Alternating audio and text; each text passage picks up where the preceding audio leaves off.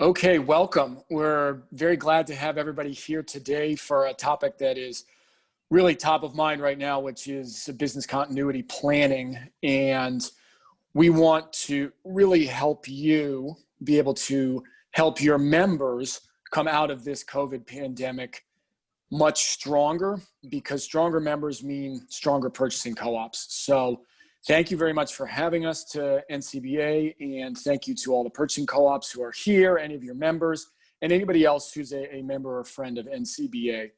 So with that, let's dive into introductions and we'll get into our presentation. My name is Sam Brownell. I am the owner and founder of Stratus Wealth Advisors. We are a firm that works with independent business owners to help them determine and maximize the value of their business as part of a succession plan so that we can help these folks both personally and professionally succeed, and we can help coordinate with their other service providers. So I'm really happy to be here today with my friend and colleague, Andrea, whose services are very complementary and will be a big help to us during this presentation. So I'll turn it over to Andrea. Thanks, Sam. I too am very excited to be here today. I have a special spot in my heart for co-ops. I used to be on the board of a natural food co-op many years ago and really espouse that model. So I'm really happy to be here. As I said, thank you, Sam, for inviting me. And I am a small business consultant. I focus on business operations. The services I offer to small and medium businesses are around improving operations for multiple reasons. Perhaps the company is growing very quickly and needs to increase its capacity to handle more customers. Or perhaps, as Sam said, the owner is thinking about doing some succession planning, thinking about an eventual sale of the business, in which case often improving the operations of the business can really help increase the market value of that business. So Sam, we work very closely in that area together. So thanks again for having me, and let's dive in. Great. So thank you, Andrea. So I think what we'll start with is a short story that will hopefully give everyone on this webinar an idea of the importance of business continuity planning. So a number of years ago, I was approached by an independent pharmacy, a community pharmacy, who was having some issues because it was owned by a husband and wife who were trying to transition the business to their daughter. Now, a number of years before that, the daughter had gotten married and her husband had also become an employee, but he was not included in the transition plan. He was not going to get any ownership. And so, as you may have guessed from this cartoon, what happened was a divorce. The daughter and her husband got divorced and there was no plan in place. The legal documents didn't address this either. And so we ended up in a situation where the husband's family had sued this community pharmacy and ended up with a minority ownership stake in the business. And this is a big problem because now you've got factions that don't really like each other, that aren't seeing eye to eye, and you're having to send profits to somebody who's not even really part of the family anymore. And this is why the planning is important. You have to do this stuff ahead of time. You have to do this in peacetime so that you know what to do when things start to get a little bit more volatile and a little bit more stressful.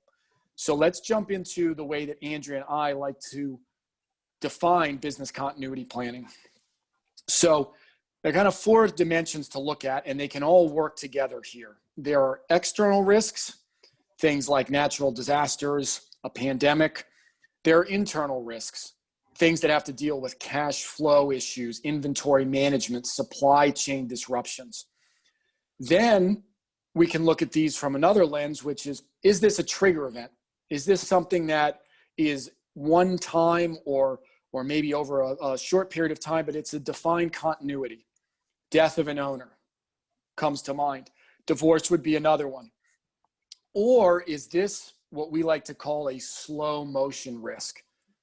Something that is not going to happen overnight or even over the course of a month, but if it's not being monitored, it can really degrade the value of the business and the way the operations are efficient or not efficient. So these are all things we need to think about, because ultimately what we want to do for our members is plan for that eventual continuity between owners. So the short-term planning leads into the intermediate, which leads into the long-term. And so then we can continue to have a member as part of our purchasing co-op, and that business can continue to flourish regardless of who is running it. So let me pass it to Andrea now so she can talk a bit more about our definition of business continuity planning. Thanks, Sam. Sam just talked about the multiple kinds of risks that this type of plan can address, and that is an extremely important component of doing this kind of plan. We also want to mention that this kind of plan strengthens the business in other ways. So think of these as side benefits of putting the time and energy into doing this kind of plan. For example, if we assess your operations and we take a look at the value of your business, we'll certainly notice red flags, things that need to be improved, but we'll also notice growth opportunities that maybe the owner had not noticed or had not thought were such a great opportunity. And we can point out places where that business could really grow based on our analysis. Likewise, getting yourself really organized to handle a particular crisis. Let's say you have an emergency plan for handling a tornado hitting your warehouse. So you've got all the information related to that organized well, so then in a crisis you can put your hands on it. Well, now the information's organized well, right? That can only help your business to have its processes and information and the communications between different staff members discussed and planned for. So that really can strengthen your business. Our goal really is to create a long-term sustainable and stable business that can survive any kind of crisis or transition and continue to be a strong community business. That's the best for everybody. So our goal here today is really to convince you to go ahead and make a plan.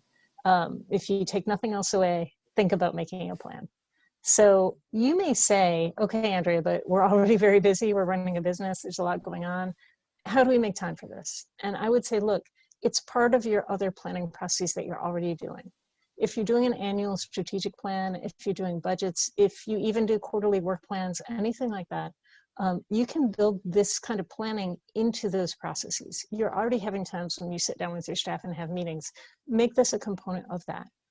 It actually helps to do it that way, because that way your plan is actually a live part of your ongoing planning, and it doesn't become stale or old or out of date.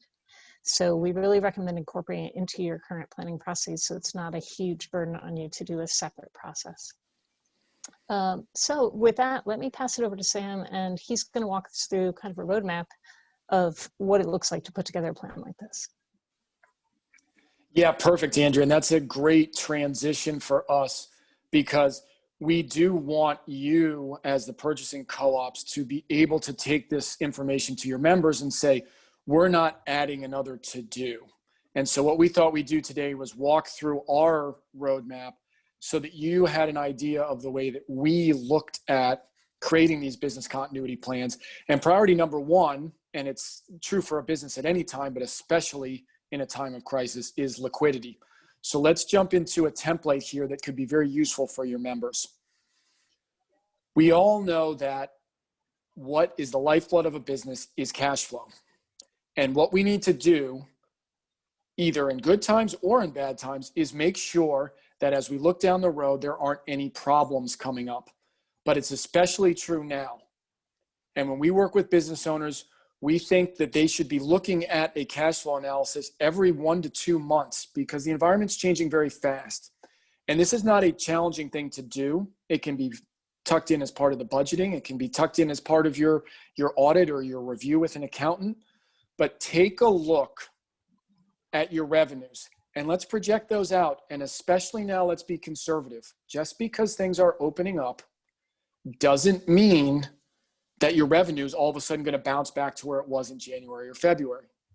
On the flip side, let's look at those expenses. And here we're caring about cash only. Things like depreciation, write-offs, things that are tax related, let's not think about those. These are ongoing cash outlays.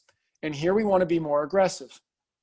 We want to make sure that we are not just saying, oh, just because our business is operating at 50% means that that expense is going to be 50%, because there are lots of additional expenses that folks are incurring right now, from PPE to cleaning to signage.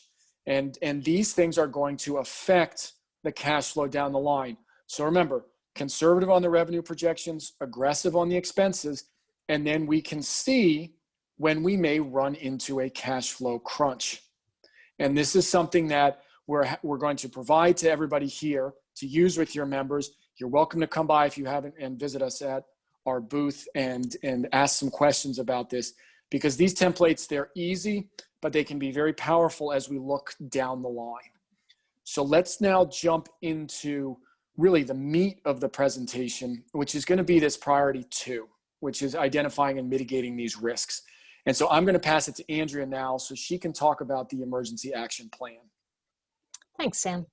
So as Sam said, these emergency action plans, these are really helpful to have a plan for when one of these trigger events occurs. So this is something like the tornado hitting your warehouse, somebody dying, or suddenly becoming sick, right? It doesn't have to be death.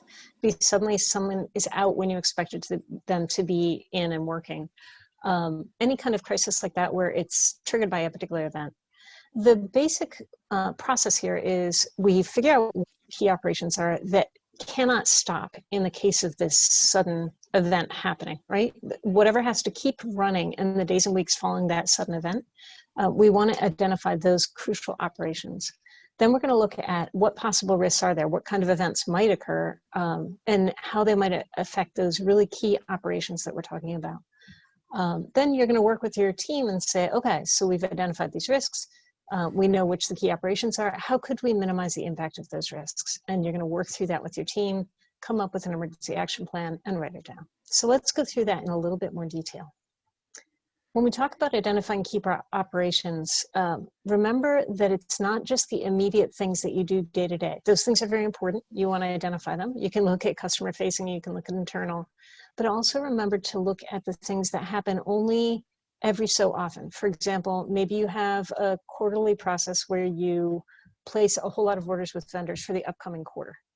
Well, if the person who handles that whole effort suddenly falls sick right before that effort was due to occur, that's a problem, right? So even though that event only occurs every quarter, you still want to include it in one of your key operations lists. One way to identify these key operations is to look through your org chart, look at the duties of each position, and think about what those key duties are, and that might point you to some of these key activities that your business does. So once you've got that under, got a nice list there of the things that have to keep running in case of an emergency, we're going to take a look at the types of emergencies that might affect your business. You can't just take one list of risks and use it for every business, because every business is different and there's probably thousands of possible risks out there. So in your area, maybe it's a tornado versus a hurricane, maybe it's an HVAC failure because your building has that trouble often, who knows, everybody's got supply chain issues.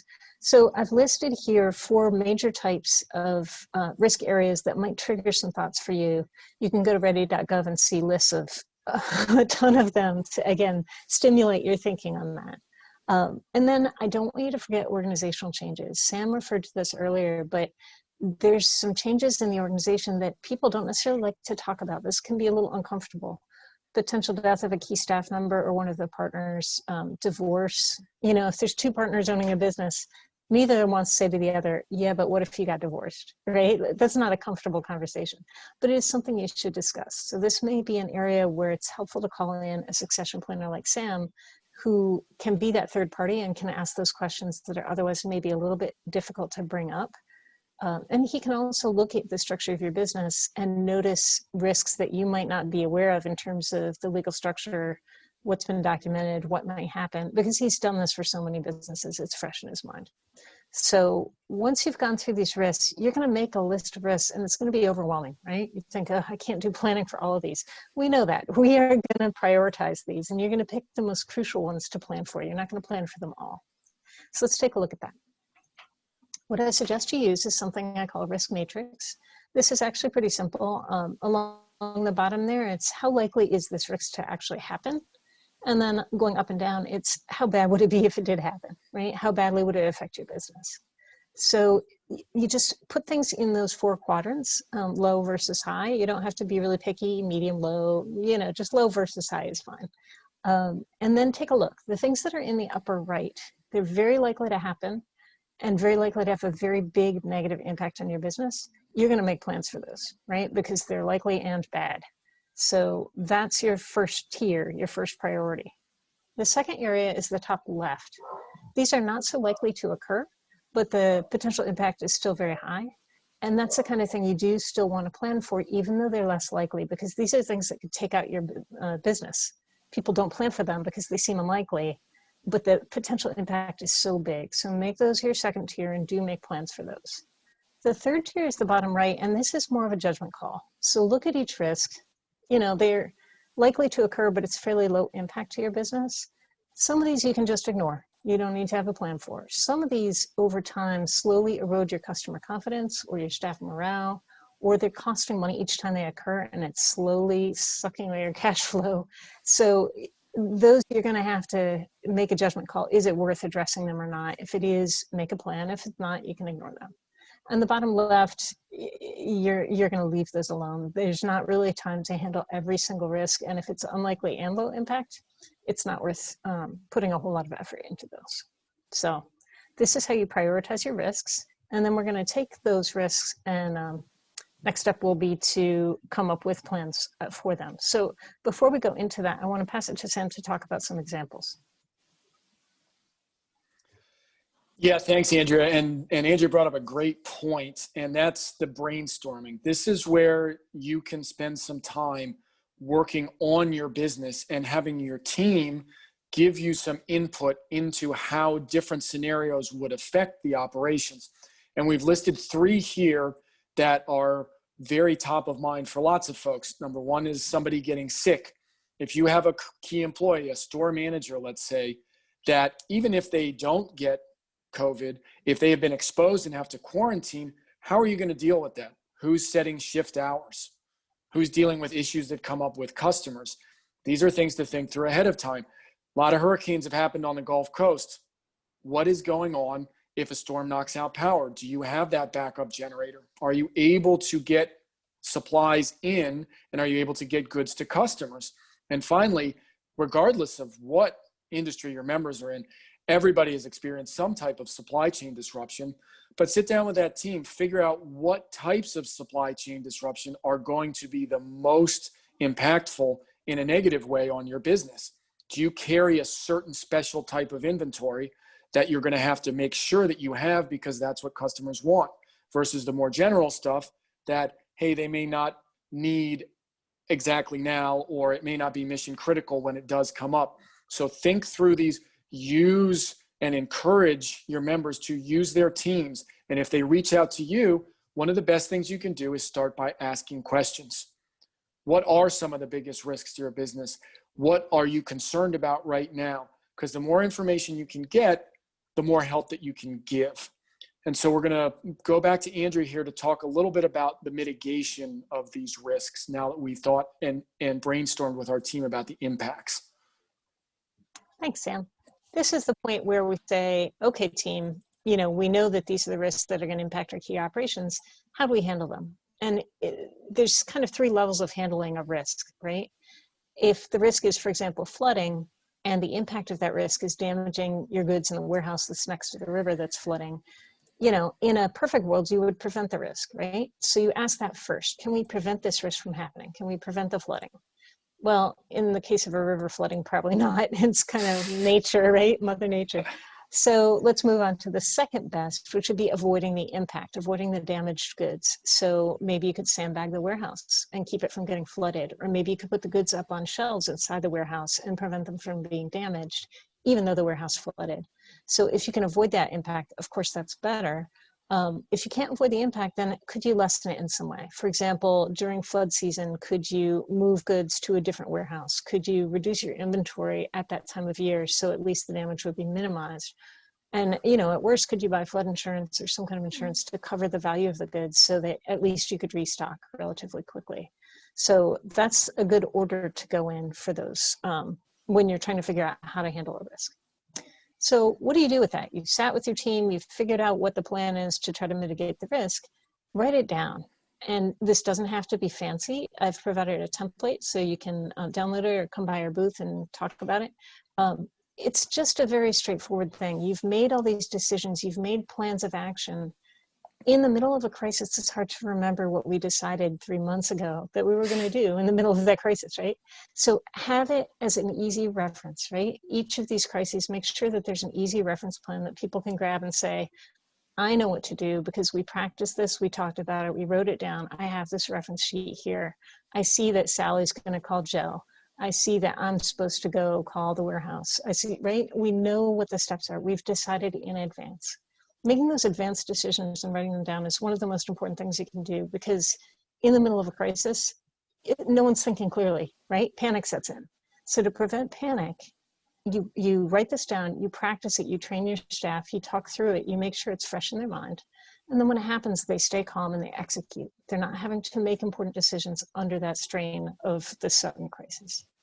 So with that, hopefully that'll help you understand how to develop emergency action plans, which risks are most important to develop the plans for, so you can prioritize, and you can slowly work on them as part of your regular course of business. Let me pass it back to Sam to kind of revisit where we are in our roadmap. Yeah, thanks, Andrea. So that was a really good setup, because you want to get those trigger events and get them outlined and have a plan, because then we move into these more slow motional operational risks that are a little bit more challenging because there's not one defining event. And so we're going to walk through how to look at these. And the first thing we're going to do is talk about the audit those operations. So what we want to do is we want to start thinking about what are the key metrics for our business and how are we going to monitor them? Because cash flow is always important, especially now, as we talked about. That's where that cash flow analysis template can really come into play, because you can sit down and start doing some projections into the future and seeing what's going to happen. Are we going to run into some problems down the line? Reviewing key metrics. Everybody here, your members, there's a trade association out there that probably has a list of average metrics for that industry. This is where things like inventory turnover. Can your current assets cover your current liabilities? What is the product mix? These are things that are important for your members to keep an eye on. And this is where people like Andrea can be very, very useful, because they're going to get down there, roll up their sleeves, get into the business and figure out what is going on and how can we make this better by prioritizing what is important to the business owners. So don't be afraid to think about using outside help, because an objective opinion makes a big difference in these cases. So let's now get into an example. So a few years ago, I was called in to do a valuation of a paint and decorating store. And the issue they were running into as we got down into the analysis was they swore up and down that they were selling to high-end customers, folks who were doing jobs at luxury apartments or building mansions. Well, it turned out that by talking to the staff on the floor, that really mainly their customers were do-it-yourselfers or small contractors. And so here we've already found a disconnect between who they think they're selling to and who's actually buying their products. And this has real impact on the way that the business is run.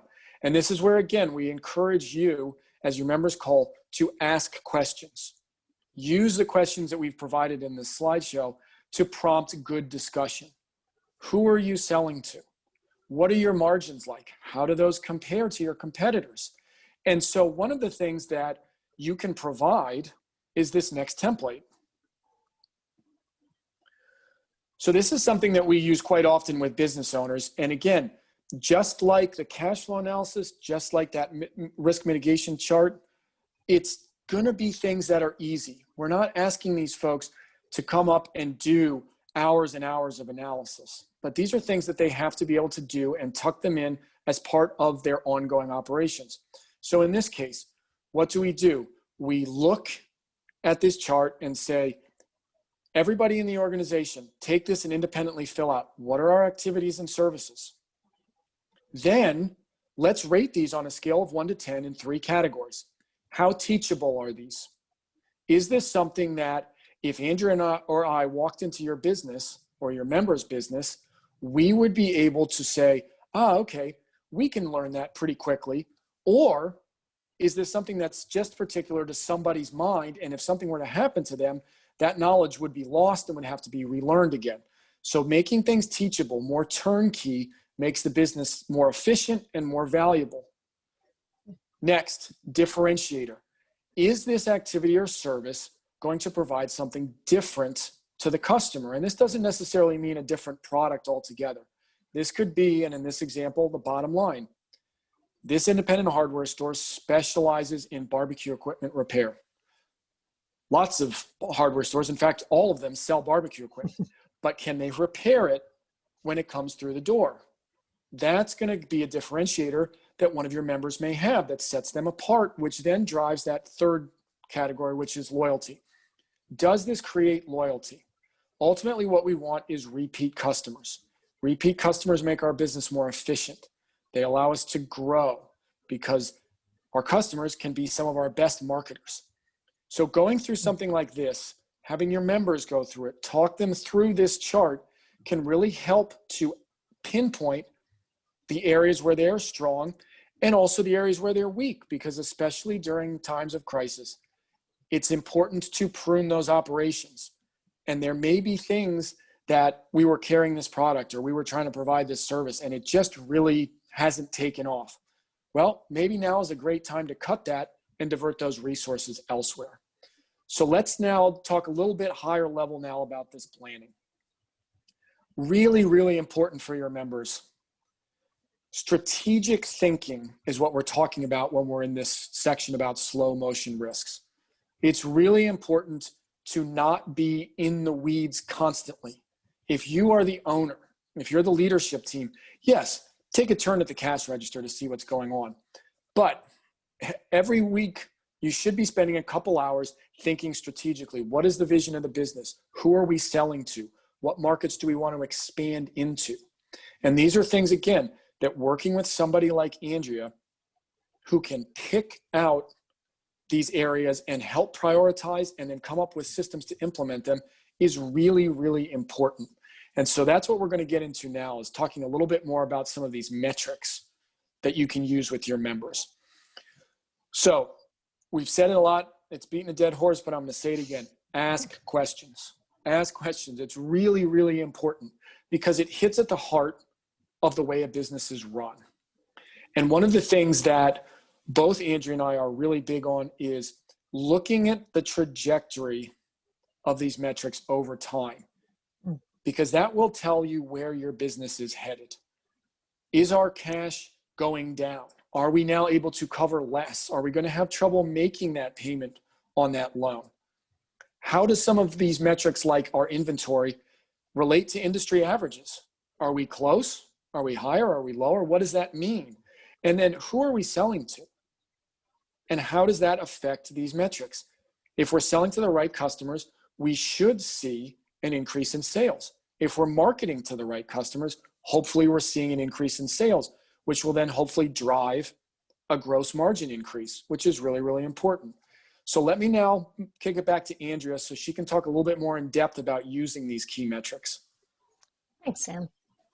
When we talk about metrics, sometimes we get a little pushback from people who are strong business owners who've been in the industry for a long time. They say, look, I know what's going on in my business. I've been making good decisions for decades. My business is successful. And I say, that's great. That's fabulous. You should absolutely keep using your deep experience and knowledge of the industry. You should not discard those in favor of metrics, but you can combine them. You can take all that instinct, all that knowledge, and just take a look at the numbers, right? Just take a look at some of these metrics, because you'll get some surprising insight when you look at what the numbers tell you, as well as what your gut instinct and your personal observations tell you, because you can't be everywhere. You can't know everything. If your business is successful, at some point, it's too much for one person's brain to hold, right? It's just too much going on. It's too intricate. It's gotten too big. It's expanding too fast. And metrics are a shortcut, right? They're a way to get a quick insight into what's going on in the business to supplement your knowledge, your personal knowledge of it. So let me give you a quick example. And this is why consultants look at data, right? So a moving company came to me. They were struggling They had an investor. It was a pretty new company, 3 years old. They had an investor, and the investor was getting frustrated. It felt like they weren't getting ahead, that they were always just kind of, and it's a seasonal business, right? So they have a busy season and a very slow season in the winter. So I took a look at their numbers before meeting with them. It was a free consultation. They sent me 3 years of profit and loss month by month. Now, when Sam talks about looking at trajectory or trend over time, that's exactly what this was useful for. All I had was the profit and loss, but I could look at the seasonal patterns for each year for 3 years. And I could notice what changed each year. So for example, I noticed in the second year, they injected a lot of money into marketing. Did I see an increase in sales after that? No, I did not. And they had not looked at that, right? They gave me the profit and loss, but they hadn't been studying it and trying to understand the stories it was telling. So I said to them, look, last year you put a lot of money into marketing. I don't see additional sales from that. That's a problem, right? You invest money, you need a return on that. And they were like, oh, that's true. Wow. Then we talked about labor cost, which they, rightfully wanted to well compensate their employees, but they were way above industry averages, which is another thing Sam mentioned. You've got to compete in the market, right? And you have an upper ceiling on what people are willing to pay for moving services. So you do have to manage your costs. And they were not stepping back, like Sam said, taking a couple hours each week to step back and look at what was going on overall with the business. They were so busy scheduling the crews and making sure the customers are getting good service, which is all very important, but they were never stepping back. So in the third year, although they hadn't been making a profit, they decided to invest money in buying 2 more trucks, not renting, not leasing. They bought 2 more trucks. But then they ran into the other problem that Sam has mentioned several times, which kills a lot of businesses, which is cash flow. Suddenly they're paying the notes on these trucks and they're not profitable. And so they were in a busy season. They felt like they were raking in money, but the winter was coming, right? And it really was a problem. So, this year, it's really a question whether they're going to survive this coming winter. They're really thinking about kind of wrapping it up in the fall because they're not seeing a way that they're going to turn this around and make it profitable in such a short time period. They waited too late to get some advice about how to sort of fine-tune the business model of this business and make it profitable. So I would say take a look at your metrics, use it along with your personal observations and knowledge, and keep an eye over time. Compare year over year, month over month, season over season, and look at the pattern. As Sam said, you should be seeing your revenues go up. You should be seeing your profit margins increase a larger percent of net profit each year if you're running more and more efficiently and you're scaling up. So, take a look at those things. And if the indicators are going the wrong direction, take a look at why. And if you need to get some help, get some help. So let me pass it back to Sam to kind of revisit again our roadmap. Great. So we've come through 2 of the really, really important areas. And then what we want to touch on now is a little bit more of the long-term planning and how you can use these first 2 areas of the emergency action plan and these operational reviews to really drive the long-term profitability and growth of your company. So one of the things that we talked about right at the beginning is that setting up a good business continuity plan is not just good for right now, but it's also good for that ultimate exit of the owner and transfer of the ownership. And this is really important. It's important to the purchasing co-ops because you don't want to have a member have to shut down because they didn't know what to do with their business. And so what we want to do here is we want to help you talk to your members about the importance of not just taking the planning for what happens if there's a flood or a tornado, but let's make the entire operation stronger over time. Because doing this type of longer term planning now makes the business more efficient, it makes it easier to run, makes it more profitable, and then upon exit, it's going to allow for that trifecta, which is it's more valuable, so it's good for the exiting owner. It's running more turnkey, and it's ready for a new owner to come in and take the reins without suffering, and the customers will continue to get a high level of service. So think about ways that your members may need to do some more long-term planning and reach out to folks. This is where education is really important. Andrea and I are always happy to come and talk to anybody or any group of people about this type of planning, because if it becomes part of your members' operations, if it becomes a culture within their business, it's going to be much easier for them to see the results of some of this planning work that we're talking about today.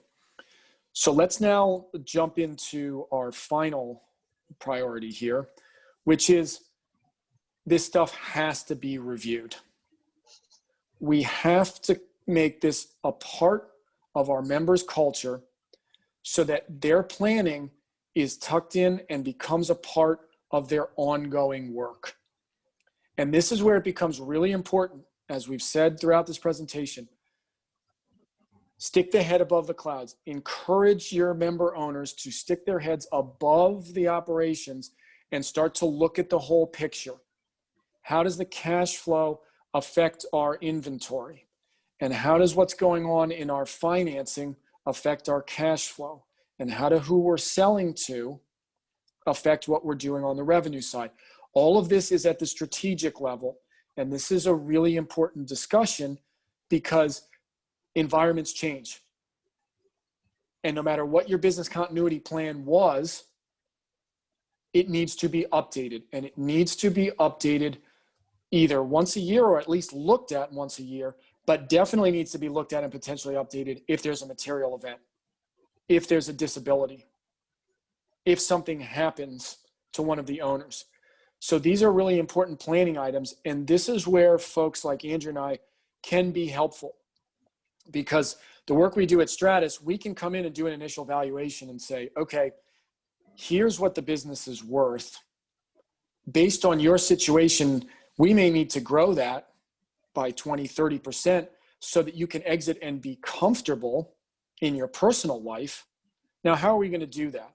And that's where Andrea comes in. And she can look and I can say, look, Andrea, I think these are 3 areas that are really important for this business to prioritize to improve their value. And she can say, that's great, Sam, because now not only are we making the business more valuable, but we're going to make it function better and we're going to increase its revenues and profits. We get those predictable revenues and predictable cash flows.